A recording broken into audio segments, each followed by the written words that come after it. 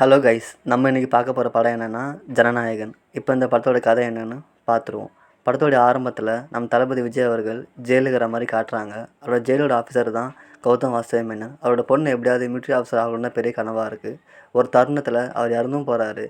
தன் கடைசி நொடியில் தன் அம்மாவை பார்க்க வச்சதுக்காக அவரோட மகளை எப்படியாவது மிலிட்ரி ஆஃபீஸர் ஆகணும்னு விஜய் போராடுறாரு. ஆனால் மமிதா பைஜுக்கு பார்த்தீங்கன்னா ஃபியர் ஃபோபியான்ற பிரச்சனை இருக்கும். அந்த பிரச்சனை சரி செஞ்சு மிலிட்ரி ஆஃபீஸர் ஆக்குனாரா இல்லையா, அதே நேரத்தில் இந்தியாவில் இருக்கக்கூடிய பிரச்சனையை விஜய் சரி செஞ்சாரா இல்லையா, இதுதான் இந்த படத்தோட முழு கதை. எனக்கு இந்த படம் ரொம்பவே பிடிச்சிருந்து அப்படின்னு சொல்லலாம். இந்த படத்தை எனக்கு 50 தான் பார்த்தேன். இந்த படத்துக்கு செம ஓப்பனிங் கிடச்சிருக்குன்னு சொல்லலாம். இந்த படத்துக்கு செம க்ரௌடு வந்திருந்தாங்க. படத்தோட ஆரம்பத்துலேருந்து கிளைமாக்ஸ் வரைக்கும் நான் ரொம்பவே என்ஜாய் பண்ணி இந்த படத்தை பார்த்தேன். இந்த படத்தோட பெரிய ப்ளஸ் ஆக்ஷன்ஸ் தான். விஜயோட மாஸ் ஆகட்டும், டைலாக்ஸ் ஆகட்டும், டான்ஸ் ஆகட்டும், பட்டையை கிளப்பியிருக்காருன்னு சொல்லலாம். இந்த படம் ஜனவரி மந்த்தே வர வேண்டிய படம். ஆனால் இந்த படத்துக்காக நம்ம 7 மாதம் காத்திருந்தோம். இந்த படம் எலெக்ஷனுக்கு முன்னாடியே வந்திருந்தா வேறு லெவலில் வந்திருக்கும். பட் எலெக்ஷன் பிறகு வந்தனால இன்னமும் இந்த படம் வேறு லெவலில் சம்பவம் செய்யும். கண்டிப்பாக எந்த ஒரு மாற்று கருத்துமே இல்லை. இந்த படத்தோட கதையை நம்பி யாரும் படத்துக்கு போகாதீங்க. தளபதியோட கடைசி படம்.